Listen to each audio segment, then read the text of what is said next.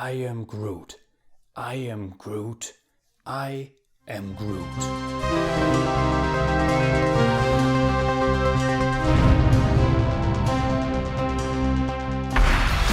All you do is yell at each other. You're not friends. No, we're family. Except maybe her. You heard it. They are not friends, they are family. And therefore, Guardians of the Galaxy Volume 2 becomes the third blockbuster this year after the Lego Batman movie and of course the Fate of the Furious, with its main theme being family. But while the latest Furious film only pretends, in my opinion, this one really delivers in that regard, and Vin Diesel is even part of it as he's voicing Groot. But the question you all want me to answer: how's the movie? It's fucking fantastic! And I had very high expectations because the first Guardians of the Galaxy is not only my favorite entry in the MCU, but I was even looking forward to this one more than I was to The Last Jedi. And that comes from a huge Star Wars fan. But the first one was a total surprise for me, and with just one movie I like this team of misfits, even more than all the Avengers. Plus, I'm a really big fan of space adventure stories and humor that won't take away from the emotions of the film. And Volume 2 delivers on all fronts. Wrong poster. There you go. And to completely juxtapose the teaser poster, this is the final one. Just look at those colors. It's almost too much to take, but yet perfectly right for our time, when good is often mistaken for dark and brooding. Dark and brooding can be great, but so can bright and joyful. Look out! Oh, wow. I tried, guys. Right from the get-go, I was super happy that they went for another great opening credits scene.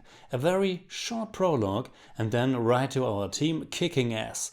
And of course there's a cool song playing, and I think it's better if I don't give it away. It's not in the trailers either, so it will be a surprise, and I don't want to rob you of that. And speaking about the trailers and what the movie is all about, they did a fantastic job of teasing it while not showing anything really about the route the movie takes. When they show you that Kurt Russell moment, I'm your dad, Peter. they weren't lying. That is really at the very beginning of our new adventure, as is the rest of the trailers. There are only some very brief snippets of the finale in there without giving it away, and I applaud them for that. They really don't say or show much about the antagonist, or antagonists, and it made for a really surprising and well put together story. But of course, a movie isn't just good because it wasn't spoiled by the trailers. In most movies, and especially in a blockbuster like this, you're probably looking for a cool story, good characters and emotions. And that's exactly what you will get here. Director and screenwriter James Gunn had stated that his movie won't set up Infinity War, which is of course coming out next year, and he was right by not doing that. As much as I'm a sucker for Thanos, I want movies that can stand on their own, with their own story and character arcs. And of course there are little connections. After all, Gamora and Nebula are both daughters of the Mad Titan, which brings us back to the main theme of the movie: family. And I don't exaggerate, it's very, very prominent. Peter meets his dad Ego, who is a freaking living planet by nature. Rocket and Yondu have powerful moments together that make them understand more how to fit in. Gamora and Nebula have sister issues to resolve.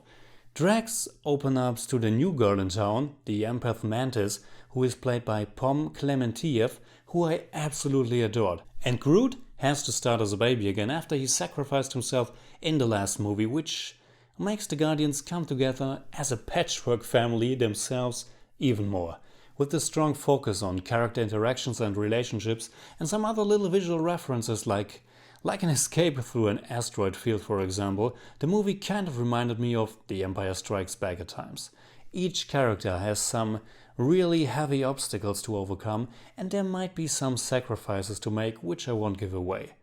It's a very strong and personal continuation. But of course, the tone is pretty different from Empire.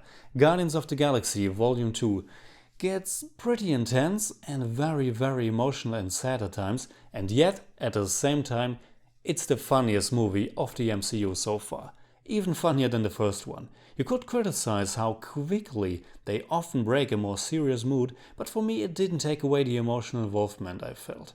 Almost all the humor comes from the characters, and Drax is really on fire this time. You just need to find a woman who is pathetic. Like you. Thanks, buddy. Him in combination with Mantis is pure gold. Rocket, voiced by Bradley Cooper, is also great again, even though there were one or two jokes that didn't land for me, but that's very nitpicky. I was a little bit concerned with Groot before the movie, because while it seemed that the whole world was already in love with him, I was afraid he would end up being just a little bit too cutesy. That's a really bad sign. But thankfully, I was wrong.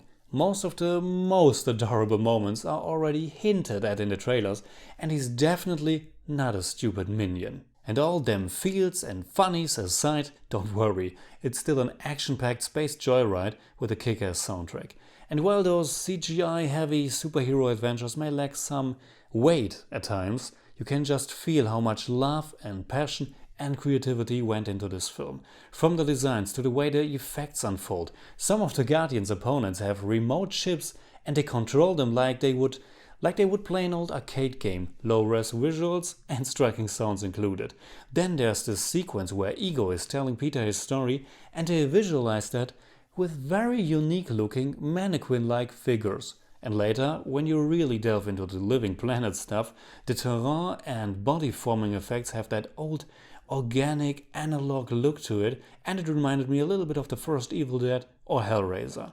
Speaking of Ego, Kurt Russell is such a wonderful addition to the movie with so much gravitas and warmth. Overall, the sequel just adds a few new characters, while it also drops some, like the Collector or the Xandarians. They didn't overstuff it and each one has many moments to shine.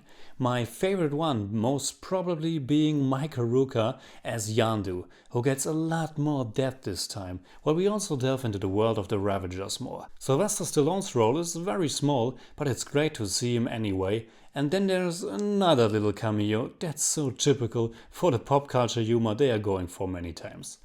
Before we end this review, I have to say that the ending is one of the very best the whole MCU has to offer. Great action, amazing hit rate when it comes to the jokes, and very big emotions.